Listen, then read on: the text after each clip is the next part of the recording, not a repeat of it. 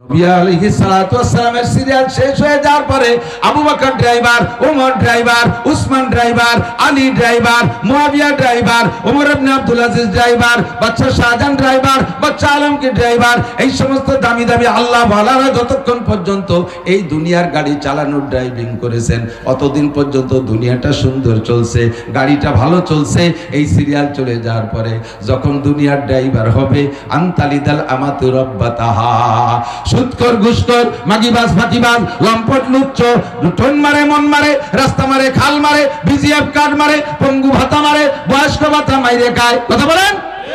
Bridge মারে, culvert মারে, রাস্তার পিস্টুয়া মেরে খেয়ে ফেলায়, কারেন্টের খাম্বা তার সহ গিলে খেয়ে ফেলায়। এইরকম মারিংম্যান, ফাঁকিবাজ, ধোকাবাজ, লম্পট এরা যখন দেশের স্টার্টিং ধরবে, এই গাড়ির স্টার্টিং ধরবে, তখন এ গাড়ি আর রাস্তায় চলবে না, বারবার ধাক্কা খাবে, ভূমিকম্প হবে, ভূধস হবে, অগ্নিবৃষ্টি হবে, অনাবৃষ্টি হবে, অতিবৃষ্টি হবে, জলোচ্ছ্বাস হবে, মানুষের চেহারা বিকৃত হয়ে যাবে, আবহাওয়া গরম হয়ে যাবে, সবকিছু অনিয়ম হয়ে যাবে। এগুলো সব নিয়ে খাদে পড়বে, তাই ছাড়া আর কিছু না। আনতালিদাল আমাতু রাব্বাতাহা ইযা উসিদাল আমরু ইলা গায়রি আহলিহি ফান্তাযিরিস সাআ। অন্য হাদিসে আছে ইযা মুদিহাল ফাসিকু গাযিবার রাব, যখন সমাজের মানুষের স্বভাব নষ্ট হয়ে যাবে, তারা বুঝে শুনে এই সুদখোর দুর্নীতিবাজদেরকে তারা সমর্থন করবে, আর এই যোগ্য সিয়ারটায় যত বদমাইশদেরকে বসানোর জন্য তারা চেষ্টা চালাইবে, তখন তাদের উপরে আমি আল্লাহ জালেম চাপায় দেব, জালেমরা জুলুম করবে আর তারা জালেমকে বসানোর জন্য সমর্থন করবে। তখনই আসমান থেকে একের পর এক গজব আসতে তালে থাকবে। আল্লাহু আকবার। একদিকে দাঁড়াইছে একজন বিএ পাস, আর একদিকে দাঁড়াইছে এক পাঙ্কু গাঁজাখোর। কয়টা পয়সা হইছে? কতক্ষণ? বিএ পাস ভদ্রলোক, হাই স্কুলের হেডমাস্টার, কলেজের প্রফেসর, সে ভোট পায় না। পাঙ্কু গাঁজাখোর, গাঁজা খাওয়া লাগে পয়সা দিয়ে, ভোট কামাই করে ফেলাইছে। নাম ও তার বোতল। নাম কি? বোতল। মার্কা কি? বোতল। খায় কি? বোতল। কয় না? কথা কয় না? বোতল খায়। কি খায়? বোতল। ভাইকে দিলে ভোট, বোতল খাবে দেশের লোক। এই বোতল পার্টিতে যখন ভোট পড়া শুরু হয়ে যাবে, এই চেয়ারে বসবে এই বোতল পার্টি। তখন তোমরা সারা দুনিয়ার মৌলবীকে নিয়ে দোয়া মুনাজাত করে জালাল খতম পড়াইয়া আর কাজ করতে পারবা না, আর কাজ করতে পারবা না। তখন তোমাদেরকে ওর মাধ্যমে শাসন করা হবে, দেশটা চুষে খেয়ে ফেলবে। এই দেশের চোকালারা টাকা পায় না, চোকালারা টাকা সয়ে দেয় না, কানাডারে বিল্ডিং বানায় দেয়। কানাডা দেশে না, কানাডা, ওর নাম তো যেন কানাডা। বেগমপাড়া বিল্ডিং হয়ে যায় হাজার হাজার, আর আমরা গরিব গরিবেরা টাকা সয়ে দেখি না। নেলো কিনা ওই জায়গায় টাকা? ওই যে কানাডায় টাকা নেছে কেনা? আহমদ ছবি চাপ। কথা কয় না?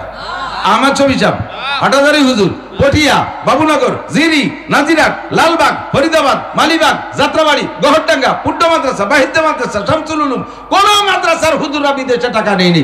টাকা নেছে কারা? যেই বোতল ভাইদের পিছনে নাচছি সেই বোতল ভাইরা। কথা বলেন ঠিক কি ঠিক না? কোন চাষি বা কোন সালুন খার জম। এক চাষিরে দোষ দিয়ে লাভ নাই, সব চাষিরে দেখা হয়ে গেছে 54 বছর পর্যন্ত। ঠিক কি ঠিক না? আল্লাহু আকবার। নবী পাক বলেন কিয়ামতের পূর্বাভাস, আনতালিদাল আমাতু রাব্বাতাহা, যখন দেখবো বান্দির পেটে প্রেসিডেন্ট পয়দা হয়, বান্দির বাচ্চা প্রেসিডেন্ট হয়। এ হলো একটা তরজমা।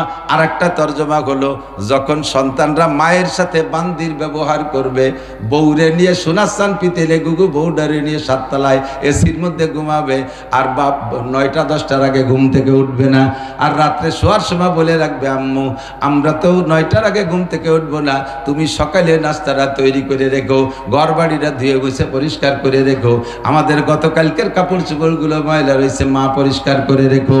মারে বান্দির মতো খাটাবে আর বউরে নিয়ে টঙ্গের পর আরাম করবে। এটা হলো আনতালিদাল আমাতু রাব্বাতাহা। বান্দির বাচ্চা রাজা হয়ে যাবে, আর মায়ের সাথে সন্তানে বান্দির মতো আচরণ করবে। 2 3 নম্বর তরজমা হলো সন্তান আর মায়ের মধ্যে পরিচয় থাকবে না। বান্দির সাথে যেমন যৌন মিলন করা যায় যাচ্ছে স্ত্রীর মতো, স্ত্রীকে যেমন ব্যবহার করা যায়, বান্দিকে ওইরকম ব্যবহার করা যায়। এমন একটা সময় আসবে মানুষের ভিতরে রেশতাদারিত্বের পরিচয় ঠিক থাকবে না। সন্তানে যাইয়া মাকে বিয়ে করবে অথবা সন্তানে মায়ের সাথে বান্দির মতো আচরণ করবে। এই কথাটা যখন পড়তাম তখন বুঝতাম না। ইদানিং কালে, বর্তমান কালে বাংলাদেশে বুঝাই দিচ্ছে। আল্লাহু আকবার। পার্কের ভিতরে বিভিন্ন ভাবে ঘোরাফেরার ভিতর দিয়ে যে কোনো ভাবে খোদা প্রদত্ত ভাবে গর্ভধারণ করে ফেলাইছে, আসমানি ভাবে। এই বাচ্চা রাখবে কোন জায়গায়? বাচ্চার বাপের পরিচয় নাই, বাপ তো হারাই গেছে। গর্ভ যখন পুড়ে গেছে, বাচ্চা ডেলিভারি হওয়ার মতো সময় এসে গেছে, ডেলিভারি যে কোনো ভাবে হয়ে গেছে, বাচ্চাগুলোরে ডাস্টবিনের মধ্যে ফেলায় রাখতেছে। পেপার পত্রিকায় আপনারা খবর জানেন, পেপার পত্রিকায় যারা দেখেন, সংবাদ দেখেন, ঢাকা শহরের ডাস্টবিনের মধ্যে একটা জীবিত বাচ্চা পাওয়া গেছে। কুত্তই তার ঠ্যাং কামড়ায় ধরে নিয়ে যাচ্ছে। ওইটা মানুষের সামনে পড়ছে, মানুষে ধরে নিয়ে ওইটারে লালন পালন করে বড় করছে। ওর মায়ের আর ওই বাচ্চার সাথে খবর নাই। ওর মা তো এখনো পার্ক দিয়ে যা করার তাই করে বেড়াচ্ছে। 15-16 বছর পরে, 20 বছর পরে যখন ওই ছেলে বড় হয়েছে, ওর আব্বাও নাই, ওর মায়েরও খবর নাই। ও ছেলে তো ওই রকমই হয়, যার গার্জিয়ান না থাকে, তাকে তত্ত্বাবধান করার কেউ না থাকে, তাকে কি বলা হয়, কন্ট্রোল করার কেউ না থাকে, ইচ্ছা মতো চলাফেরা করে। ও ছেলেও আবার সেই পার্কে গেছে, যে দেখে সুন্দরী একটা মেয়ে সেজে গুজে ঘুরতেছে। এই মেয়েটার সাথে সম্পর্ক কইরা তার সাথে আবার সেইভাবে ব্যবহার শুরু করে দিয়েছে। যেই মহিলার সাথে এবার সম্পর্ক করছে, সেই মহিলা কিন্তু ওর সেই মা। জারজ সন্তানের দেশটা ভরে যাচ্ছে।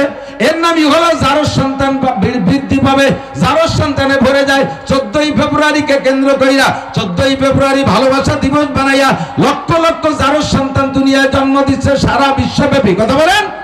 একটা ভালোবাসা দিবস কইরা দুনিয়াকে নষ্ট করে ফেলতেছে, জারজ সন্তানের দেশটা ভরে যাচ্ছে। এটাই হলো আনতালিদাল আমাতু রাব্বাতাহা। 2 নম্বর হলো ওয়া আনতারাল হুফাতাল উরাতাল আলাতা রিয়া আশা ইয়াতাতাওয়ালুনা ফিল বুনিয়ান। নবী পাক বলেছেন 1500 বছর আগে, যখন এরকম দেখবা, যখন এরকম হবে, তখন বুঝবা দুনিয়ার 12টা বাজে গেছে, যে কোনো সময় ধ্বংস হতে পারে। 1500 বছর আগে হুজুর বলছেন যখন এরকম হবে। এখন কি বলা লাগবে যে আর হবে? এখন হবে না হচ্ছে? একটু জোরে বলেন, হবে না হচ্ছে? আর কি সামনে বাকি আছে না রানিং হয়ে গেছে? অবশ্যই সব রানিং হয়ে গেছে। এরপরে হুজুর বলেন ওয়া আনতারাল হুফাতাল উরাতাল আ। হুফা মানে খালি পায়, হাফি মানে খালি পায়। এমন এমন গরিবের বাচ্চা, গরিব একটা সময় জুতো স্যান্ডেল পায় নাই পরনের জন্য, খালি পায় ঘোরাফেরা করছে। আনতারাল হুফাতাল উরা, পর্যাপ্ত পরিমাণ পোশাক পায় নাই, খালি গায়ে ঘোরাফেরা করছে। শীতের সময় পর্যাপ্ত কাপড় পায় নাই, আগুন জ্বালাইয়া সেখান থেকে হিট নেছে, গায়ে হিট নেছে, তাপ নেছে, এভাবে জীবনযাপন করছে। এরপরে ক্ষুধার্ত, বাড়ি বাড়ি যে যে 4টে পান্থা পানি চেয়ে খাইছে, এমন গরিবের গরিব। এবং কোন যোগ্যতা না থাকার কারণে, সার্টিফিকেট না থাকার কারণে ভালো কোনো চাকরি পায় নাই, মানুষের বাড়ি রাখালি করে বেড়াইছে। ছাগলের রাখাল, গরুর রাখালি, বাৎসরিকভাবে রাখালি করত, বাৎসরিকভাবে রাখালি ছিল। আপনারা মুরব্বীরা বলেন, একসময় আপনাদের বড় বড় ভালো ভালো ফ্যামিলিতে বাৎসরিকভাবে রাখাল রাখতেন, মনে আছে নাকি? একটু পিছনের দিক হাত দিয়ে দেখেন, যারা এলাকায় ভালো ভালো পরিবারের ভিতরে রাখাল থাকতো, সেই সমস্ত রাখালদের অবস্থা কি? এখন তারা বড় বড় উঁচু উঁচু বিল্ডিং বানায় পাল্লা দিচ্ছে। কতক্ষণ? 4টে ভাতের জন্য দাঁড়ে দাঁড়ে ঘুরছে, পর্যাপ্ত পোশাক পায় নাই, পায়ে একটা স্যান্ডেল নাই, শীতকালে পাও ফাইটে বালি ভাঙ্গির মতো সৌসির হয়ে যাইতো। এই বাড়ি বাড়ি চেয়েছে 4টে পান্তা পানি খেয়ে বেড়াইছে। হঠাৎ করে আঙ্গুল ফুলে কলা গাছ, আঙ্গুল ফুলে কলা গাছ। সে এখন আপনাদের আমাদের সব জায়গায় আছে, সারা বাংলাদেশ জুড়ে লম্বা লম্বা উঁচু উঁচু বিল্ডিং এর পাল্লা দেয়। যেই বাড়ি চাকর ছিল সেই বাড়ির বিল্ডিং ছিল দোতলা, ও পয়সা হওয়ার সাথে সাথে বিল্ডিং বানাইছে 4 তলা। কয় ওই বাড়ি দোতলা থাকলে আমারটা হবে 4 তলা। উনার গাড়ি কয় কান? 5 কান। আমার হবে 10 কান। উনার কি গাড়ি? Normal truck. আমার হবে ডিস্ট্রিক্ট ট্রাক। উনার কি গাড়ি? উনার কি বাস? কয় উনার লোকাল বাস। আমার হবে পরিবহন। উনার কয়টা ট্রাক কি বলা হয় গার্মেন্টস আছে, 5টা আছে, আমার হবে 10টা। এমন করে সম্পদের পাল্লা চলবে, ইবাদত বন্দেগীর পাল্লা থাকবে না, নামাজ কালামের পাল্লা থাকবে না, ধর্মীয় দিক দিয়ে পাল্লা থাকবে না, জিকিরের পাল্লা থাকবে না। কখনো কথা বলবে না ও নামাজ পড়ে কি পরিমাণ, 5 5 ওয়াক্ত, আমি পড়বো আরো 5 ওয়াক্ত বেশি, আমি নফল পড়বো, ইশরাক পড়বো, আফিন পড়বো, চাষ পড়বো, তাহাজ্জুদ পড়বো, আমি বাদাত জাওয়াল পড়বো। এমন করে নামাজের পাল্লা দেবে না। ও কেমন করে ইবাদত করে? কয় ও 1 চিল্লা দেছে, আমি 3 চিল্লা দেব, এই চিল্লার পাল্লা থাকবে না। ও কি করে? কয় কোরআন শরীফ পড়তে পারে না, খালি নামাজ পড়ে, আমি কোরআন শরীফ পড়া শিখবো, এই পাল্লা থাকবে না।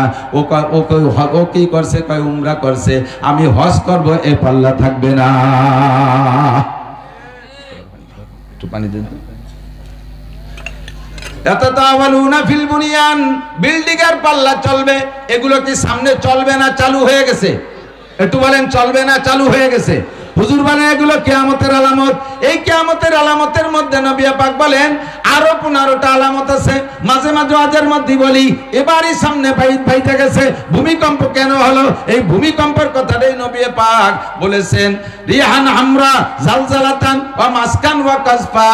দুনিয়ায় মানুষের স্বভাব, মানুষের আমল আখলাক যখন এমন হবে, তখন যে গজবগুলো কিয়ামতের আগে শুরু হবে, তার ভিতরে 1 নম্বর গজব হলো গরমকালে হাওয়া এমন গরম হয়ে যাবে যা সহ্যের বাহিরে, গরমে মানুষ মরা শুরু হয়ে যাবে।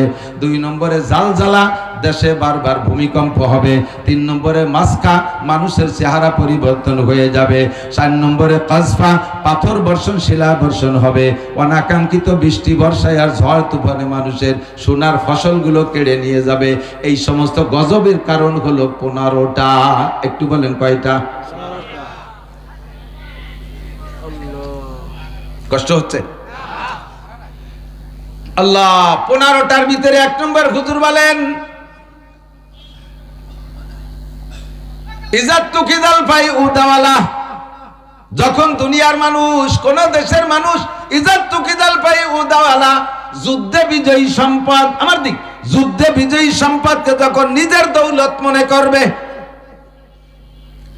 বাংলাদেশকে স্বাধীনের পর থেকে আমাদের যত দ্বন্দ্ব, ওই একটা জায়গায় দেখতেছি, গজবের কারণ, ভূমিকম্পের কারণ, এইটাই একটা কারণ। 1 নম্বর ইজাত্তু কিদাল ফাই উদাওয়ালা, যুদ্ধে বিজয়ী সম্পদকে নিজের সম্পদ মনে করে কামলা কামড়ি।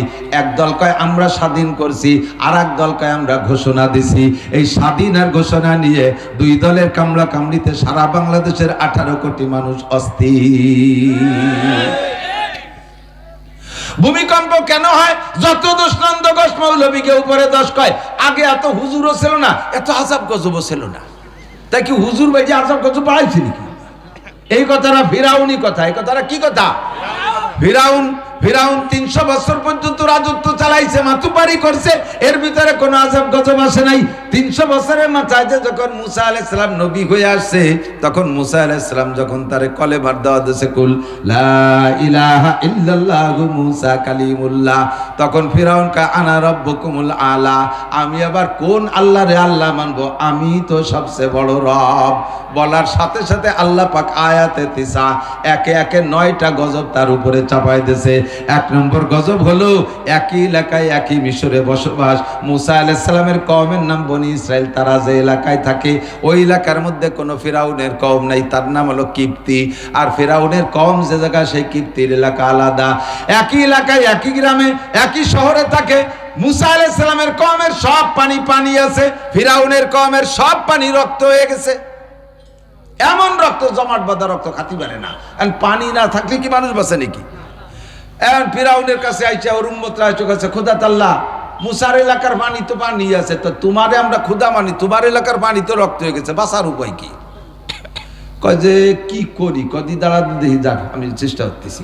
গোপনে যাইয়া একা একা রাত্রে বেলা মুসা আলাইহিস সালাম বলছে, মুসা এই তো বিপদে পড়ে গেছে, পানি পানি বানাই দিতে কও আল্লাহরে। ও তো জানে আল্লাহ আলাদা আছে, আমি এবার সবাইকে নিয়ে কলেমা পড়বো।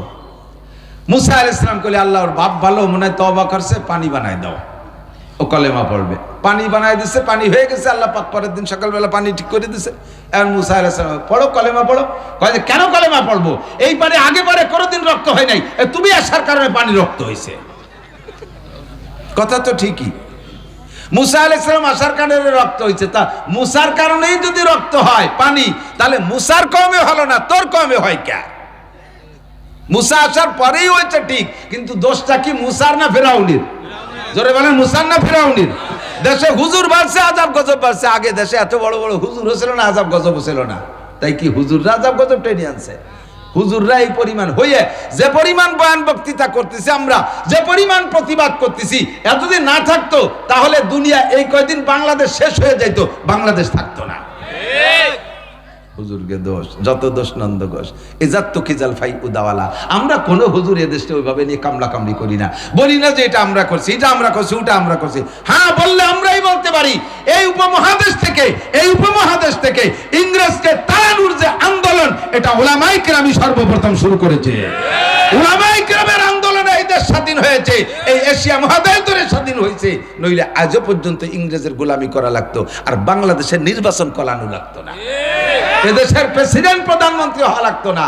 স্বাধীনতা যুদ্ধ করে লাস্টে পাকিস্তানের থেকে যুদ্ধ হইয়া সেইটার নাম স্বাধীনতা, আবার আর একটা স্বাধীনতা। ও দোস্ত, এই বাংলার জমিনের থেকে, এই উপমহাদেশ থেকে ইংরেজকে তাড়ানোর আন্দোলন উলামায়ে কেরামই করেছে। ঠিক কি ঠিক না? কিন্তু আমরা সেভাবে দাবি করি না, আমরা বলি সকলে মিলেমিশে তাই ঈমান আমলের সাথে থাকি, যাতে কোনো জয় ঝামেলা না হয়। ঠিক কি ঠিক না? 2 নম্বর গজবের কারণ হলো ভূমিকম্পের 2 নম্বর কারণ ওয়াল আমানাতু মাগনামা, আমানতের সাথে খেয়ানত করে যখন শুরু হবে। ওয়ার্ডের আমানত মেম্বার খেয়ানত করে, ইউনিয়নের আমানত চেয়ারম্যান খেয়ানত করে, এদিক তো করে না। বিজিএফ কাট করতে যে পয়সা নেয়, বয়স্ক ভাতা করতে পয়সা নেয়, বিধবা ভাতা করতে পয়সা নেয়, কে পয়সা নেবে? কে বিধবা ভাতা করে দেবে, পয়সা কেন নেবে? খেয়ানত করে, আমানতের খেয়ানত। বিজিএফ কার্ড মারে, টোন মারে, মন মারে, রাস্তা মারে, খাল মারে, সব কিছু মেরে খাই। মেম্বার ওয়ার্ডের আমানত মারে, চেয়ারম্যান ইউনিয়নের আমানত মারে, উপজেলা চেয়ারম্যান উপজেলার আমানত মারে, আমানতের খেয়ানত করে। আরে এমপি সাহেব তার সিটের খেয়ানত করে, মন্ত্রী সাহেব তার মন্ত্রণালয়ের আমানতের খেয়ানত করে। কথা বলেন? স্কুলের আমানত যার কাছে আছে সে খেয়ানত করে, মসজিদের আমানতকে সে আর খেয়ানত করে। যখন আমানতের খেয়ানত শুরু হবে, তখন ভূমিকম্প শুরু হবে। মসজিদে বৃষ্টির জন্য দোয়া হবে, সেক্রেটারি এলান দিয়েছে, সবাই বসবেন, জুমার নামাজের পরে মসজিদে দোয়া হবে। কতদিন বৃষ্টি হয় না, সবাই বসবে। এর মধ্যে একজন দাঁড়াকে, দোয়া আরবে কোন হুজুর? এরকম ভুতুম ফেসার মতো চোখ পাকাইছে, দোয়া আরবে কোন হুজুর? কেন, কি হয়েছে? আরে সেই হুজুর আছে, বাহিরদের হুজুর। মাঠে যে আমাকে নিয়ে ইস্তেসকার নামাজ পড়ছি, সেই জায়গাতে ভিস্তি ভিস্তি বাড়ি আইছি, আর সেই হুজুর আছে। এখন হুজুর প্লাস্টিকের, বদনাও প্লাস্টিকের। আগের হুজুররা কাঁসার বদনায় ফু দিলি তলা খুলিয়ে বার হয়ে যেত, আর এখন হুজুর প্লাস্টিকের, বদনাও কাঁসার বদনা আছে নি কোনো বাড়ি। আর কোন হুজুর দোয়ারবে? বেয়াদবি করলো কে? কয় কি যে তো মোল্লাগে মসজিদের কেশিয়ার, তো ও যে কাটছে কীর্তি, কয় যে উনি তো এই 4 শুক্রবার আমাকে এনে নামাজ পড়ে। কেন? ওনার কাছে ক্যাশের টাকা রয়েছে মসজিদে, সেইটাই উনি এই মাইয়ে বিয়ে দিছে, পরে মসজিদের কাজ করবে, সেই সময় টাকা দিতে পারতেছে না বলে রাগারাগি বাদ দেয়, আমাকে মসজিদে নামাজ পড়ে। আর এই নুস্য এ কয় কি যে কোন হুজুর দোয়া আসবে? এই যে বৃষ্টি বন্ধ হয়েছে, এটা তোর কারণ হয়েছে। কথা বলেন না কেন? তোর কারণ হয়েছে। আমার একটা বদনা দাও, আমি ফু দেবো, এখনো তলা খুলিয়ে যাবে। একটা বদনা কাঁসার দাও তো, কাঁসার বদনা। আগের হুজুররা ফু দিলি, বাইদ্যের হুজুর ফুল দিলি খুলিয়ে যেত, তলা বেরোয় যেত। পুড্ডর হুজুর তলায় ফু দিলি, বদনার তলা বেরোয় যেত। আর এক হুজুর ফু দিলি, তলা বেরোয়। এখন আমি ফু দেবো, তলা না খুললি পারে এই জায়গার থেকে এই পুড্ডরতে বাড়ি যাবো না। বদনাটা দাও তো, বদনাটা আমারে দাও তো। বদনাই তো প্লাস্টিকের, কাঁসার একটা বদনা দাও। কোন বাড়ি সুদ না আছে? সুদখোর, ঘুষখোর, বেড়া, ক্যাডাম, কারিদার, বিআরডিবি, শনিবার, জাগরণী চক্র, আশা, প্রশিকা, গ্রামীণ ব্যাংক, বেপারদা, বেনামাজি, কোন বাড়ি না আছে? বদনাটা কাঁসার কোন বাড়ি আছে? সব বাড়ি তো প্লাস্টিক। ফু দেবো কারে? তনহমা শুদ্দাক দাক পুম্বাকু জাকু জানে হাম, তনহমা শুদ্দাক দাক পুম্বাকু জাকু জানে হাম, এক দিলে মন সদারেজু দিল বাকু জাকু জানে হাম, এক দিলে মন সদারেজু দিল বাকু জাকু জানে হাম। সারা গা ক্ষত বিক্ষত, ঔষধ লাগাবো কোন জায়গায়? দাইয়ে পে বুড়ির ভাষায়াত, দাইয়ে ভাইয়ে বুড়ির ভাষায়াত। এক জায়গায় কয় সেমনি বসে বসে গল্প হচ্ছে, ওর মধ্যে এক বুড়ি আছে, কিরা যেন বাই সারছে, তাতে গন্ধ। সবাই দোষ দিয়ে, তুই দিছিস, সবাই ঠেলাঠেলি হয়ে, কেউ দেই নেই। লাস্টে কয় বুড়ি দিছে। আর বুড়ি তো আর ঝগড়া করতে পারতেছে না, বুড়িরই অজু বানানো লাগলো, অথচ বাদ দিয়েছে আর একজন। সারা দেশ ভরে মেম্বার, শহীদার, দফাদার, সবচেয়ে বড় ঘুষখোর বর্তমানে, সবচেয়ে বড় ঘুষখোর বর্তমানে বলেন জানেন কে? সবচেয়ে বড় ঘুষখোর সাংবাদিকরা। সবচেয়ে বড় ঘুষখোর সাংবাদিকরা মিথ্যে মিথ্যে সংবাদ বানাইয়া মানুষকে বিপদে ফেলাইতেছে, মানুষের নামে অপপ্রচার দিচ্ছে। যাদের নামে বড় ঘুষখোর বলে বদনাম পুলিশ, সে পুলিশের কাছ থেকে সাংবাদিকরা ঘুষ খায়। পুলিশটা এক পাশে ফেলাই দিয়ে, স্যার টাকা দেন, নইলে কিন্তু এটা সার্কুলার দিয়ে দেবো। বাবা তোর পায়ে ধরি, আমি 2 লাখ টাকা যে কাটতে আনছিলাম, তোরে 3 লাখ টাকা দেবেন, আমার নামটা কইস না। আর আমাকে দোষ দেয়, ফু দেয় না, সেই ফু দিয়া হুজুর নেই। ওয়ালা মানাতু মাগনামা, আমানতের সাথে খেয়ানত। মসজিদের আমানত খেয়াল রাখেন, একটু মনে রাখেন। ক্যাশিয়ার যারা আছেন, মসজিদের ক্যাশিয়ার পদ নেওয়ার মতো চেষ্টাই করবেন না। আমি আমার নায়েবে মোহতাম সাহেব নিয়েছে, আমার সভাপতি হিসাবে আসছে আমার মাদ্রাসা। এই ভরা মজলিসে বলে গেলাম, আমার মাদ্রাসা সুলতান শাহী গোড়াইদের মাদ্রাসায় যদি আমি যোগ্য মোহতামেম তৈরি করতে পারি, আমি পদ ছেড়ে দেবো। আমি মোহতামেমের লুবি না। বিশাল বোঝা, বিশাল বোঝা। 2020 সালের মে মাসের 1 তারিখে আমার মোহতামেমের চাকরি। এর আগে 8 বছর সভাপতিত্ব করছি সুলতান শাহী মাদ্রাসায়, এরপরে বানাইছে সভাপতি মোহতামেম। এই 2020 সালের থেকে নিয়ে এই 25 সাল শেষ হতে লাগছে, 1 টাকা বেতন নিতে পারিনি। মাহফিলের পরে উস্তাদরা খরচ বরচ বাদে যা টেকছে বাক করে দিয়ে দেই যে কয়েকজন যারা চলে গেছে, কিছু বেতন বাকি রয়েছে, তাকে দেওয়ার মতো কিছু নেই। নিজের পকেটে থেকে 30,000 টাকা বের করে দিছি, যান ওই 3 জনকে দিয়ে দেন 10,000 টাকা করে।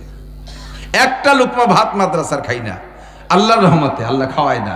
আল্লাহ আমার মোটা রুজি যেদিন থেকে রুজি প্রশস্ত করে দেয়, সেই দিন থেকে চলতে আছি। পদের কুলে কোনো লোক নেই। আমার এই দায়িত্ব বহন করা খুব কঠিন মনে হয়, খুব কঠিন মনে হয়। আমার জিম্মায় যে শিক্ষকরা আছে, তাদের যদি বেতন না দিতে পারি, অধীনে ছাত্ররা আছে, তাদের যদি থাকা খাওয়ার ভালো ব্যবস্থা করতে না পারি, আমি এই আমানতের দায়িত্ব সঠিকভাবে পালন করতে পারলাম না। তার চাইতে আমার সহকারী শিক্ষক থাকাই ভালো। আমি মোহতামেমি করতে রাজি না। ওয়ালা মানাতু মাগনামা, আমানতের সাথে গনিমতের ব্যবহার করবে যখন, তখন তোমারই কারণে ভূমিকম্প হবে, ভূধস হবে, অগ্নিবৃষ্টি হবে, অনাবৃষ্টি হবে, অতিবৃষ্টি হবে, জলোচ্ছ্বাস হবে, যত আযাব গজব তোমার কারণে হবে যখন আমানতের সাথে খেয়ানত চলবে। 2 নম্বর ওয়াজ যাকাতু মাগরামা, ভূমিকম্পের 2 নম্বর 3 নম্বর কারণ যখন উম্মতের যাকাতরে জরিমানা মনে করবে। যাকাত নগদ টাকা 52.5 ভরি রূপার দাম, অথবা 7.5 তোলা স্বর্ণের টাকা যা, এই পরি স্বর্ণের দাম যা, এই পরিমাণ ক্যাশ যদি আপনার দোকানে থাকে, ব্যবসার মধ্যে থাকে, ব্যাংকে জমা থাকে, অথবা ঘরের মধ্যে থাকে, নগদ এই পরিমাণ টাকা থাকলে 40 ভাগের 1 ভাগ যাকাত দেয়া ফরজ। ওই 40 ভাগের 1 ভাগ সারা বছর আপনি পুরো টাকা ব্যবহার করছেন। কথা কি বোঝা যাচ্ছে? একটু পাতলা হইরে কই, আপনার 1 লক্ষ টাকা আছে, সারা বছর আপনি যেমন খুশি ব্যবহার করতেছেন, কোনো সমস্যা নেই। ইদানিং 1 লাখ টাকায় যাকাত হয় না। 52.5 ভরির উপর দাম মিনিমাম 1,05,000 টাকা। আপনার দোকানে পুঁজি আছে 1,05,000 টাকা ধরে নেন। এই দোকান বেচা কিনা করছেন সারা বছর, তাতে লভ্যাংশ বের করে সংসার চালাইছেন।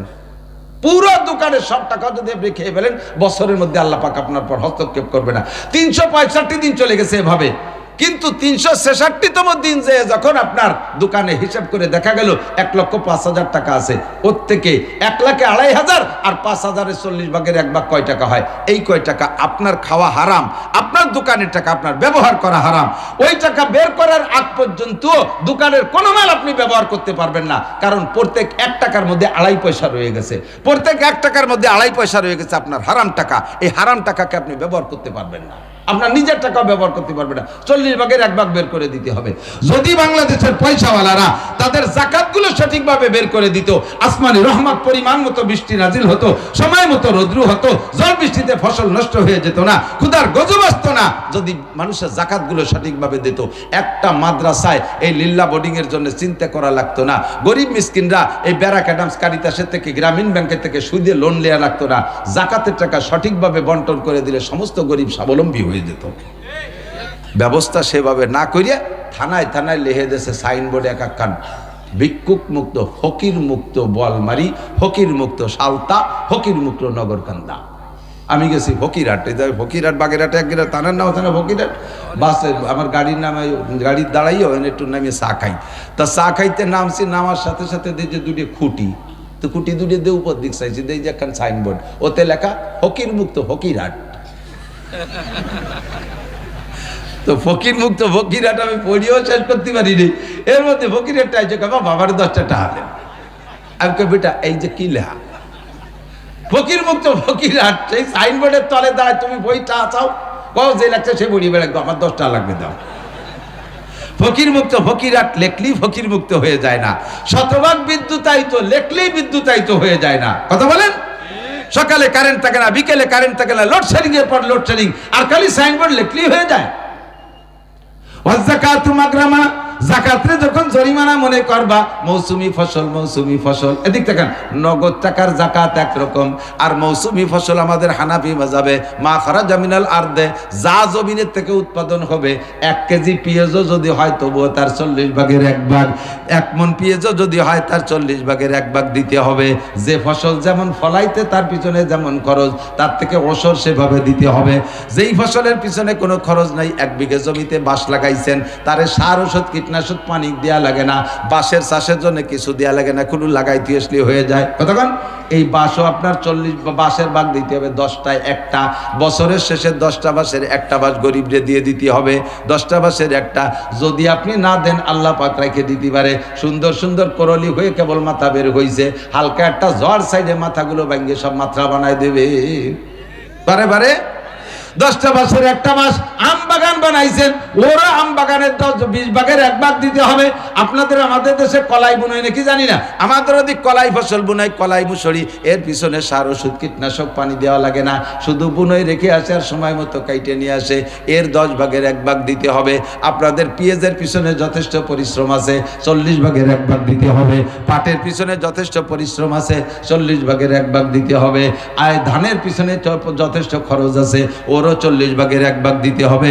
40 ভাগের 1 ভাগ বের না করে মুখস্থ আপনি সব খরচ করবেন, ওর ভিতরে গরিবের হক থাকার কারণে আপনারটা আপনারও হালাল না।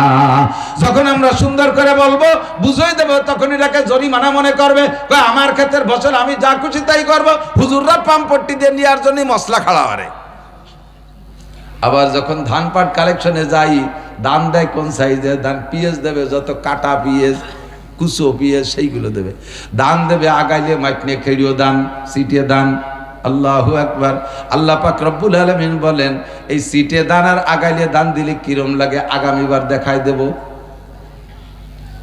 আগামীবার ধান যখন ফুলে বেরোইছে, ফুল বেরোইছে, হালকা একটা বাতাস দিয়ে ফুল ঝরে গেছে, এবার ধান সিটে হয়ে গেছে। 1 বিঘা জমিতে 30 মণ 40 মণ ধান হইতো, কাইটে আইলে মলন মেলার পরে মাড়াই করার পরে ধান সে গাদি সেরকম হয়েছে, কিন্তু বলই দেখে 30 মণ সিটে আর 5 মণ হয়েছে ধান। লম্বা একটা হাই ছেড়ে কয়, আল্লাহ বুঝলো না। আল্লাহ বেড়া ক্ষেত্রে 30,000 টাকা বলক করছে, আল্লাহ বুঝলো না। আল্লাহকে বুঝিলেই গতবার আমার তালবে আলী ভাই ছিল মাদ্রাসা থেকে, তাকে সিটে দান দিছি, সিটে দান দিলি কলিজার মধ্যে কেমন লাগে তাই বুঝানোর জন্য একটা বুঝ দিয়ে দিলাম। ওয়াযাকাতু মাগরামা, বেড়ে যাচ্ছে কথা, শুধু হেডলাইন বলে চলে যাব। 4 নম্বর হলো তুল্লিমালি গায়রিদ্দিন, মুসলমান দিকে দিক, মুসলমানরা যখন সন্তানদেরকে দিন শিক্ষা দেবে না, সব দুনিয়ার শিক্ষার পিছনে পাগল হবে। ইংলিশ মিডিয়ামে পড়াবে, এই সালতানগর কান্দার স্কুলে পোষায় না, ফরিদপুর শহরের স্কুলে পড়াবে, ঢাকার স্কুলে পড়াবে, কেজি কিন্ডার গার্ডেন, হাজার হাজার স্কুল কলেজ হবে, কিন্তু মাদ্রাসা হবে না। মাদ্রাসা থাকলেও সেখানে সন্তানদেরকে দেবে না। যদিও সন্তানদেরকে দেয়, খেয়াল করি, মাদ্রাসায় পড়বে একদল, পড়বে একদল, পড়বে না তা না, পড়বে একদল, কিন্তু উদ্দেশ্য খারাপ। শুধু প্র্যাকটিস চলতেছে, গজলের প্র্যাকটিস, কন্টেন্ট প্র্যাকটিস, বয়ানের প্র্যাকটিস। কি বা কেন? হাফিজুর রহমান সিদ্দিকী ওয়াজ করে, বাপরে বাপ, ডেলি রাত্রে দিন জড়ায় 3 লাখ টাকা ওয়াজে, অল্প পরিশ্রমে মোটা ইনকাম। এই জন্যই ভর্তিছি, দুনিয়া কামাই করে মোটা টাকা কামাই করব, হেলিকপ্টারে উঠবো, লাখ লাখ টাকা কামাই করব। আলেম হবা, তোমার বয়ানে দেশের মানুষ হিদায়াত পাবে, কিন্তু তোমার ওই এলেমের দ্বারা ফায়দা হবে না। তুমি ভূমিকম্পের কারণ। দিন শিখবা দুনিয়া কামাই করার জন্য। কওমি মাদ্রাসায় পড়বে না, যেই মাদ্রাসায় পড়লে সার্টিফিকেট হয় সেই মাদ্রাসায় পড়বে, যেই মাদ্রাসায় পড়লে সরকারি সার্টিফিকেট হয় সেই মাদ্রাসায় পড়বে। এর নাম হলো দিন শিক্ষা, দুনিয়ার উদ্দেশ্যে। এদের কারণে ভূমিকম্প হয়, সিডার সুনামি হয়, এদের কারণে করোনা হয়। 4 নম্বর। 5 নম্বর নবী পাক বলেন, 5 নম্বর হলো ওয়া আতাআর রাজুলু ইমরাতাহু, যখন পুরুষরা নারীদের আনুগত্য হয়ে যাবে, বউতি যা কবে তাই করবে, বউতি কয় ওঠো উঠবে, বউতি কয় বসো বসবে, মায়ের কথা শুনবে না। ওয়া আদনা ওয়া আতাআর রাজুলু ইমরাতাহু ওয়া আক্কা উম্মা, মায়ের সাথে নাফরমানি করবে, মারে পয়সা দেবে না, মারে কাপড় দেবে না, মারে ঔষধ দেবে না, মাকে খাবার দেবে। যুবক, মায়ের পেটে তুমি জন্ম নিয়েছো, মায়ের পেটে জন্ম নিয়েছো, মায়ের দুধ খাইছো, তুমি ভোর পেটে শাশুড়ির দুধ খেয়ে বড় হও নাই, ইনকাম শিকার পরে শাশুড়ির নামে একটা অ্যাকাউন্ট খুলে সেই অ্যাকাউন্টে টাকা জমা রাখে, আব্বা মার থেকে চোখে ধুলো দিয়া টাকারে গোপন রাখে। তুমি ভালো করে জেনে নাও, বিশ্বনবী বলেন সালাসাতুন কদ হারামাল্লাহু আলাইহিমুল জান্নাহ, তিনজনের জন্য বেহেশতে হারাম। তার মধ্যে এক নম্বর হলো মুদমিনুল খামার, যারা নেশাখোর তাদের জন্য বেহেশতে হারাম। 2 নম্বর আল আক, মা বাবার নাফরমান সন্তান। আব্বা মাকে কষ্ট দিয়ে যদি তুমি কাবা ঘরের মধ্যে তোমার মরণের সময় হয়, কাবা ঘরের মধ্যে যদি তোমার মরণ হয়, তবুও তোমার মরার সময় কলেমা নসিব হবে না। কারণ আব্বা মা তোমার উপরে যুক্তিসঙ্গত ভাবে দুঃখ পেয়ে বসে আছে, অযৌক্তিক ভাবে না, যুক্তিসঙ্গত ভাবে তোমার পর কষ্ট পেয়ে বসে আছে। অনেক ছেলেরা আছে কয় আমি কি তোমার ছেলে একা নাকি, আরো ছেলেরা আছে না তাদের কাছে চাইতে পারো না। এ কথা বলবা না যুবক, এ কথা বলবা না। তুমি মনে করবা তোমরা 5 ভাইও যদি হও, তুমি মনে করবা আমি আমার মায়ের একাই সন্তান, আমার কামাইটা মায়ের কাছে দেব। আরে ক্যাশ টাকা আইনা আব্বা আমার হাতে দিয়ে গোনাবা। 1 লক্ষ টাকার একটা বান্ডিল, আব্বা তো যখন ইনকাম করতে জানতেন তখন বাংলাদেশে 1000 টাকা জন্ম নেই 1000 টাকার নোট। এখন 1000 টাকার বান্ডিল আব্বার হাতে দিলে আব্বাকে ওরে বাবা, হাসিনে দেশে নাই কত বড় টাকা বানাইতে গেছে। এই 1 লাখ টাকার বান্ডিল হাতে দিলি, নাড়াচাড়া করে ওই বান্ডিলের থেকে বাপের সাহস হয় না ওর থেকে 1 টাকা খুলে নিতি, কিন্তু নাড়াচাড়া কইরা আবার তোমার হাতে দেবে, যাও আব্বু এটাকে দিয়ে তুমি কাজে লাগাও। এই টাকা আব্বার হাত দিয়ে নাড়াচাড়া হইয়া মায়ের হাতের গুণাগুনির পরে আবার তোমার হাতে আসবে। এই টাকারে যে জায়গা লাগাবা ওই জায়গা টাকার গাছ হবে, ওই টাকায় গাছ হবে। আর আব্বা মার চোখ ফাঁকি দিয়ে, আব্বা মার হাত ফাঁকি দিয়ে শাউরির হাত দিয়ে গুনাইয়া টাকার বরকত নিবা, ও টাকা যে জায়গা লাগাবা কারুনি সম্পদের মতো মাটির তলে চলে যাবে। ব্লকের মেশিন পুতপা, তাই দিয়ে পানি বেরোবে না, ফক ফক করে গ্যাস বেরোবে। ওয়াদনা সাদিকাহু ওয়া আকসাবা, কিয়ামতের আলামত নবী পাক বলেন ভূমিকম্প আর ঘূর্ণিঝড়ের কারণ কি? নবী পাক বলেন ওয়া আদনা সাদিকাহু ওয়া আকসাবা, বন্ধু বান্ধবের পিছনে হাজার হাজার লক্ষ লক্ষ টাকা খরচ করবে, কিন্তু আব্বার লুঙ্গি কিনে দেবে না। আব্বা একটু তবলিগে যাইতে 5000 টাকা চাইলে সে সময় টাকা থাকে না, চার দোকানে বসে পিঠাগিরি দেখায়, মিষ্টির দোকানে বসে হাজার হাজার টাকা নষ্ট করে, নির্বাচনের 5 লক্ষ লক্ষ টাকা খরচ করে, অথচ আব্বার জন্য ঔষধের টাকা জোটে না।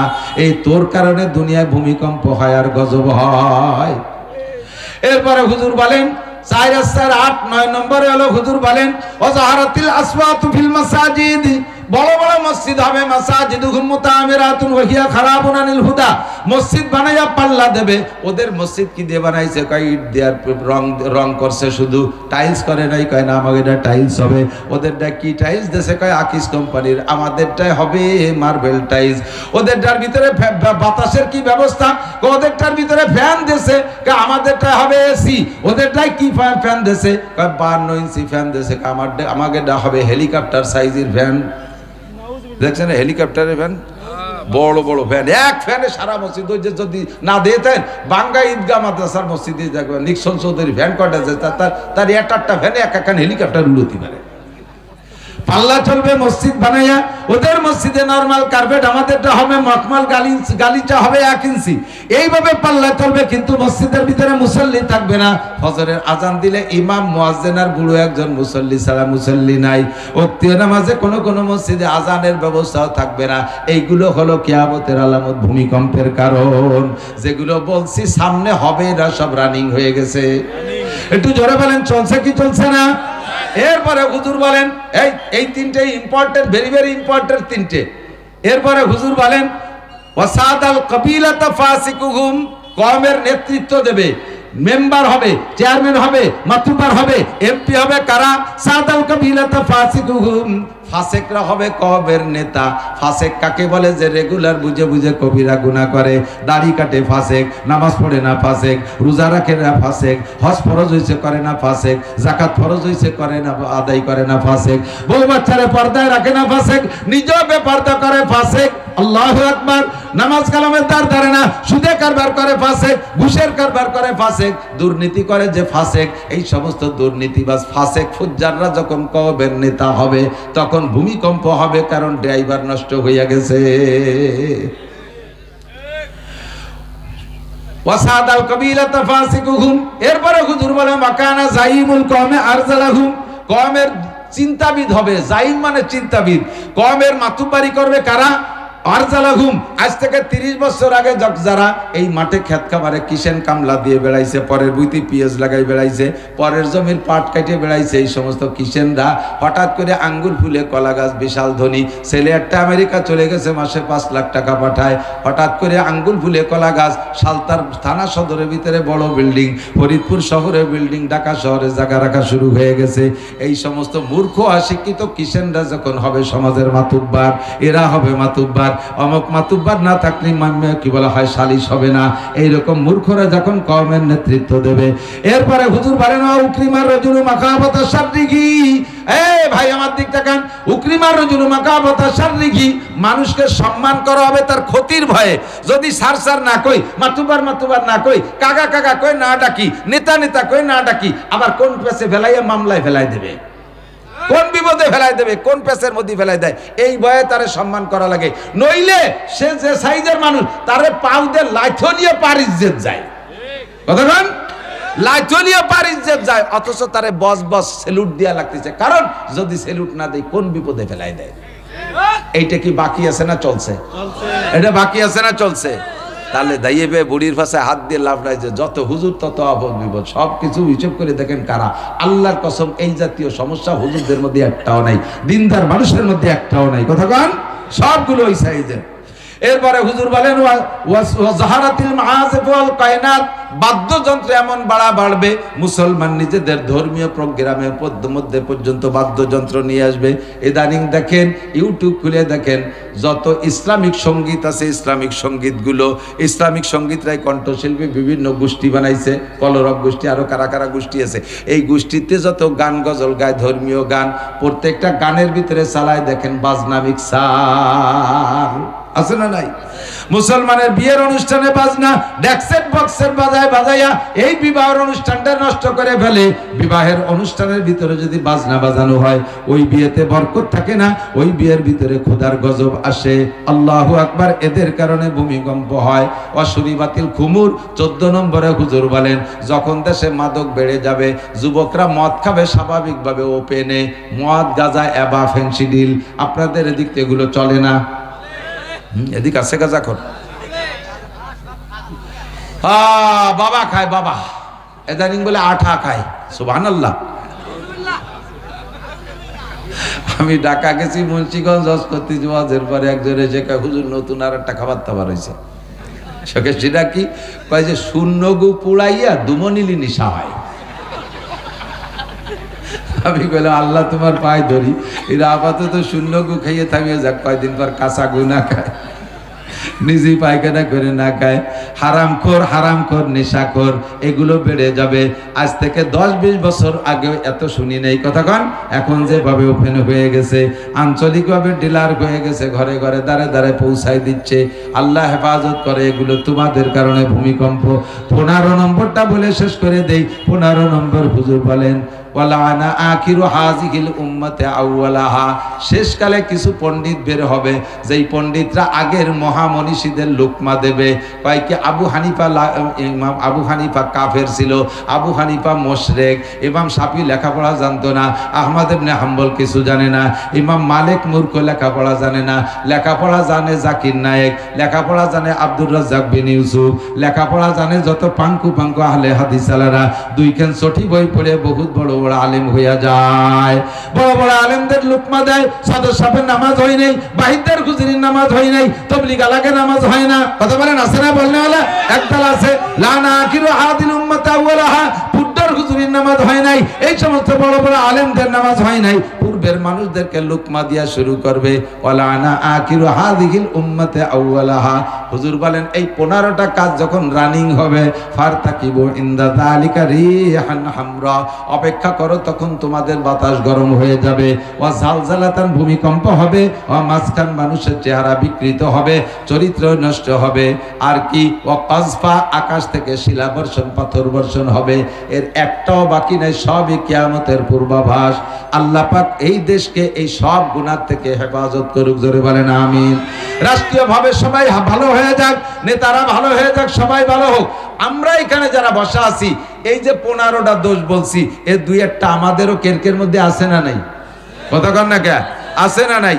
আমরা যার মধ্যে যে কয়টা আছে সেই কয়টা থেকে এক্ষুনি তওবা করে ফেলি। আস্তাগফিরুল্লাহ বলে আস্তাগফিরুল্লাহ, মুখে আস্তাগফিরুল্লাহর সাথে অন্তরটারে তৈরি করেন, আমি জীবনে কোনোদিন এই গুনাহগুলো করব না। আস্তাগফিরুল্লাহ আস্তাগফিরুল্লাহ আল্লাযী লা ইলাহা ইল্লা হুয়াল হাই।